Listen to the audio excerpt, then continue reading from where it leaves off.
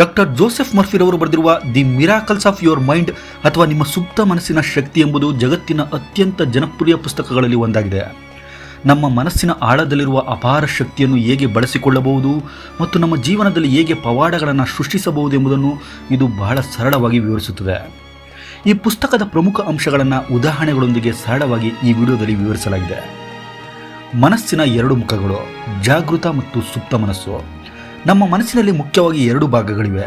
ಜಾಗೃತ ಮನಸ್ಸು ಅಂದರೆ ಕಾನ್ಷಿಯಸ್ ಮೈಂಡ್ ಮತ್ತು ಸುಪ್ತ ಮನಸ್ಸು ಅಂದರೆ ಸಬ್ ಕಾನ್ಷಿಯಸ್ ಮೈಂಡ್. ಇದನ್ನು ಅರ್ಥ ಮಾಡಿಕೊಳ್ಳಲು ಒಂದು ಹಡಗಿನ ಉದಾಹರಣೆ ತೆಗೆದುಕೊಳ್ಳೋಣ. ಜಾಗೃತ ಮನಸ್ಸು ಹಡಗಿನ ಕ್ಯಾಪ್ಟನ್ ಇದ್ದಂತೆ. ಆತ ಹಡಗು ಎಲ್ಲಿಗೆ ಹೋಗಬೇಕು, ಹೇಗೆ ಹೋಗಬೇಕೆಂದು ಆದೇಶ ನೀಡುತ್ತಾನೆ. ಸುಪ್ತ ಮನಸ್ಸು ಹಡಗಿನ ಇಂಜಿನ್ ರೂಮ್ನಲ್ಲಿ ಕೆಲಸ ಮಾಡುವಂತಹ ಕಾರ್ಮಿಕರಿದ್ದಂತೆ. ಕ್ಯಾಪ್ಟನ್ ಹೇಳಿದಂತೆ ಅವರು ಯಂತ್ರಗಳನ್ನು ಓಡಿಸುತ್ತಾರೆ. ಅವರು ಕ್ಯಾಪ್ಟನ್ ಅನ್ನು ಎಂದಿಗೂ ಪ್ರಶ್ನಿಸುವುದಿಲ್ಲ.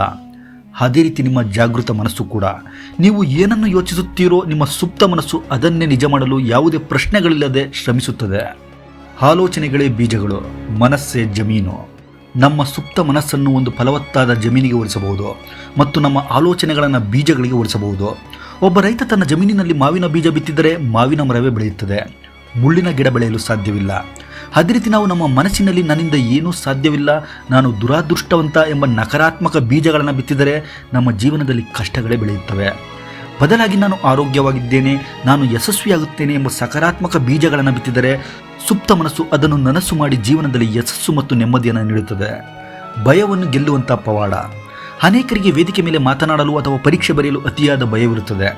ಉದಾಹರಣೆಗೆ, ಒಬ್ಬ ವಿದ್ಯಾರ್ಥಿ ಪರೀಕ್ಷೆಗೂ ಮುನ್ನ ನನಗೆ ಏನೂ ನೆನಪಾಗುವುದಿಲ್ಲ, ಪರೀಕ್ಷೆ ತುಂಬ ಕಷ್ಟ, ನಾನು ಫೇಲ್ ಆಗುತ್ತೇನೆಂದು ಪದೇ ಪದೇ ಅಂದುಕೊಂಡರೆ ಅವನ ಸುಪ್ತ ಮನಸ್ಸು ಅದನ್ನೇ ಒಂದು ಆದೇಶದಂತೆ ಸ್ವೀಕರಿಸುತ್ತದೆ. ಆತ ಪರೀಕ್ಷಾ ಹಾಲ್ನಲ್ಲಿ ಕುಳಿತಾಗ ನಿಜಕ್ಕೂ ಎಲ್ಲವನ್ನೂ ಮರೆತು ಹೋಗುವಂತೆ ಮಾಡುತ್ತದೆ. ಇದಕ್ಕೆ ಬದಲಾಗಿ ನಾನು ಚೆನ್ನಾಗಿ ಓದಿದ್ದೇನೆ, ನನ್ನ ಜ್ಞಾಪಕ ಶಕ್ತಿ ಅದ್ಭುತವಾಗಿದೆ ಎಂದು ನಂಬಿಕೆಯಿಂದ ಹೇಳಿಕೊಂಡರೆ ಆತನ ಮೆದುಳು ಕೂಡ ಚುರುಕಾಗಿ ಕೆಲಸ ಮಾಡಿ ಅತ್ಯುತ್ತಮ ಅಂಕಗಳನ್ನು ಪಡೆಯಲು ಸಹಾಯ ಮಾಡುತ್ತದೆ. ಆರೋಗ್ಯದ ಮೇಲೆ ಸುಪ್ತ ಮನಸ್ಸಿನ ಪ್ರಭಾವ. ನಮ್ಮ ದೇಹವನ್ನು ಗುಣಪಡಿಸುವಂಥ ಅಪಾರ ಶಕ್ತಿ ನಮ್ಮ ಮನಸ್ಸಿನಲ್ಲೇ ಅಡಗಿದೆ. ಉದಾಹರಣೆಗೆ, ಒಬ್ಬ ವ್ಯಕ್ತಿಗೆ ಸಣ್ಣ ಕಾಯಿಲೆ ಬಂದಾಗ ಅಥವಾ ಅಯ್ಯೋ ನನಗೆ ಯಾವುದೋ ದೊಡ್ಡ ರೋಗ ಬಂದಿದೆ, ನಾನು ಬದುಕುವುದೇ ಕಷ್ಟ ಎಂದು ಭಯಪಟ್ಟರೆ ಆತನ ರೋಗ ನಿರೋಧಕ ಶಕ್ತಿ ಕುಗ್ಗುತ್ತದೆ ಮತ್ತು ಆರೋಗ್ಯ ಮತ್ತಷ್ಟು ಹದಗೆಡುತ್ತದೆ. ಅದೇ ವ್ಯಕ್ತಿ ಒಂದು ವೇಳೆ ನನ್ನ ದೇಹವು ಪ್ರತಿದಿನ ಗುಣಮುಖವಾಗ್ತಾ ಇದೆ, ನನ್ನ ಪ್ರತಿ ಜೀವಕೋಶವು ಆರೋಗ್ಯವಾಗಿದೆ ಎಂದು ದೃಢವಾಗಿ ನಂಬಿದರೆ ಆತನ ಸುಪ್ತ ಮನಸ್ಸು ದೇಹದ ಒಳಗಿನ ಗುಣಪಡಿಸುವಂಥ ವ್ಯವಸ್ಥೆಯನ್ನು ಅಂದರೆ ಹೀಲಿಂಗ್ ಸಿಸ್ಟಮನ್ನು ಜಾಗೃತಗೊಳಿಸಿ ಆತ ಬೇಗನೆ ಹುಷಾರಾಗುವಂತೆ ಮಾಡುತ್ತದೆ.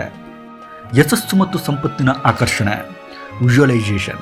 ನಾವು ಶ್ರೀಮಂತರಾಗಬೇಕು ಅಥವಾ ಜೀವನದಲ್ಲಿ ದೊಡ್ಡ ಗುರಿಯೊಂದನ್ನು ಸಾಧಿಸಬೇಕು ಎಂದುಕೊಂಡರೆ ಕೇವಲ ಆಸೆ ಪಟ್ಟರೆ ಸಾಲದು, ನೀವು ಈಗಾಗಲೇ ಅದನ್ನು ಸಾಧಿಸಿದ್ದೀರಿ ಎಂದು ಕಲ್ಪಿಸಿಕೊಳ್ಳಬೇಕು.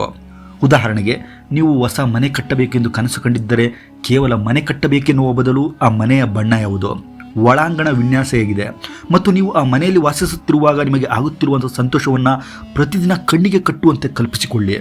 ಇಮ್ಯಾಜಿನೇಷನ್ ಮಾಡಿ. ನಿಮ್ಮ ಸುಪ್ತ ಮನಸ್ಸು ಈ ರೀತಿಯ ಸ್ಪಷ್ಟ ಚಿತ್ರಣವನ್ನು ಗ್ರಹಿಸಿ ಆ ಕನಸನ್ನು ನನಸು ಮಾಡಲು ಬೇಕಾದಂಥ ಅವಕಾಶಗಳನ್ನು, ಜನರನ್ನು ಮತ್ತು ದಾರಿಗಳನ್ನು ನಿಮ್ಮ ಮುಂದೆ ತಂದು ನಿಲ್ಲಿಸುತ್ತದೆ. ಸಂಬಂಧಗಳು ಮತ್ತು ಕ್ಷಮಿಸುವ ಗುಣ. ನಾವು ಇತರರ ಬಗ್ಗೆ ಏನು ಯೋಚಿಸುತ್ತೇವೆಯೋ ಅದು ನಮಗೆ ವಾಪಸ್ಸು ಬರುತ್ತದೆ ಎಂಬುದು ಈ ಪುಸ್ತಕದ ಇನ್ನೊಂದು ಮುಖ್ಯ ಪಾಠ. ಉದಾಹರಣೆಗೆ, ನಿಮ್ಮ ಸಹೋದ್ಯೋಗಿಗೆ ಪ್ರಮೋಷನ್ ಸಿಕ್ಕಾಗ ನೀವು ಅಸೂಯೆ ಪಟ್ಟರೆ ನಿಮ್ಮ ಸುಪ್ತ ಮನಸ್ಸಿಗೆ ನನಗೆ ಯಶಸ್ಸು ಕಂಡರೆ ಇಷ್ಟವಿಲ್ಲ ಎಂಬ ತಪ್ಪು ಸಂದೇಶ ರವಾನೆ ಆಗುತ್ತದೆ. ಇದರಿಂದ ನಿಮ್ಮ ಯಶಸ್ಸಿಗೆ ನೀವೇ ತಡೆಯೊಡ್ಡುತ್ತಿದ್ದೀರಿ ಎಂದರ್ಥ. ಯಾರಾದರೂ ನಿಮಗೆ ಮೋಸ ಮಾಡಿದ್ದರೆ ಅವರನ್ನು ಮನಸ್ಸಿನಿಂದ ಕ್ಷಮಿಸಿಬಿಡಿ, ಏಕೆಂದರೆ ಕೋಪ ಮತ್ತು ದ್ವೇಷವು ಒಂದು ವಿಷವಿದ್ದಂತೆ, ಅದು ಇತರರಿಗಿಂತ ನಿಮ್ಮನ್ನೇ ಹೆಚ್ಚು ಸುಡುತ್ತದೆ. ಇತರರಿಗೆ ಒಳ್ಳೆಯದಾಗಲೆಂದು ಹಾರೈಸಿದರೆ ನಿಸರ್ಗವು ನಿಮಗೆ ಒಳ್ಳೆಯದನ್ನೇ ಕರುಣಿಸುತ್ತದೆ. ಕೊನೆಯ ಮಾತು. ನಿಮ್ಮ ಭವಿಷ್ಯವನ್ನು ಬರೆಯುವಂಥ ಪೆನ್ನು ನಿಮ್ಮ ಕೈಯಲ್ಲೇ ಇದೆ, ಅದೇ ನಿಮ್ಮ ಆಲೋಚನೆಗಳು.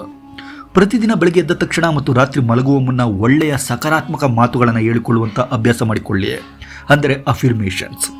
ಕನ್ನಡಿಯ ಮುಂದೆ ನಿಂತು ನನ್ನ ಜೀವನ ಅದ್ಭುತವಾಗಿದೆ, ನಾನು ಎಲ್ಲವನ್ನು ಎದುರಿಸಬಲ್ಲೆ ಎಂದು ಮುಖದಲ್ಲಿ ನಗು ಇಟ್ಟುಕೊಂಡು ಹೇಳಿಕೊಳ್ಳಿ.